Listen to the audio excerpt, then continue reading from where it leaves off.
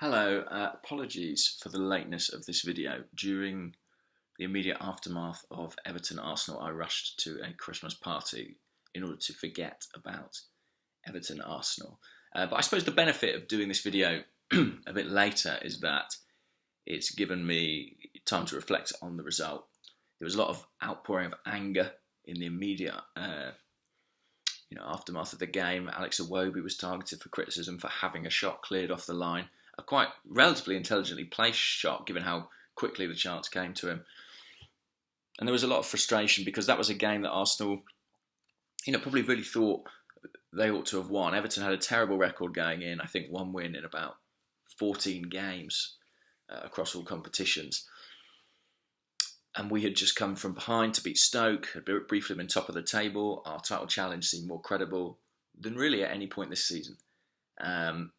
And yet we stumbled. And I suppose the natural reaction is to fear, it's the same old Arsenal, the same old frailties. Take out a defender in Mustafi. We talked about the squad depth, but suddenly we can't cope. Hadn't conceded a headed goal in the league all season, then shipped to at Goodison Park. I think what I've really been thinking over the past couple of days is that any great side suffers setbacks. I think it's funny, we fetishise the Invincibles, and rightly so, an incredible achievement, but that is unique. All title-winning teams, with that glorious exception, suffer defeats.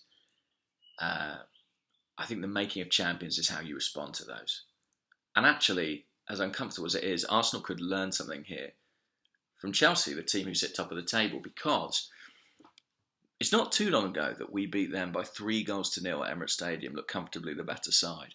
And actually, that proved the catalyst for them. From that point on, they've gone on and won 10 consecutive Premier League matches. And everyone's talking them up as champions now, potentially. But they weren't doing after that game at the Emirates, let me tell you. Typically, titles are won by teams who win games and lose games. Draws are costly. The Invincibles are anomalous in that respect, in that they have plenty of draws. Usually, you've got to gamble, you've got to go for the wins, and if that means you suffer a defeat like we did at Goodison Park, so be it, because those 3 points are so valuable. And if Arsenal can bounce back, and let's not forget, all season long we've talked about the increased maturity of the side, the mental strength of the side.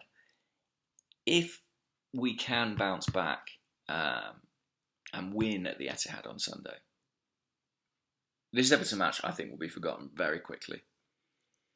And I could spend time dissecting individual performances and saying, why it didn't work at Goodison Park.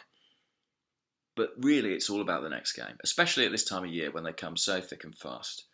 It's about the next game. And if Arsenal can bounce back and win at the City of Manchester Stadium, then that will tell us probably more about them than this defeat at Everton.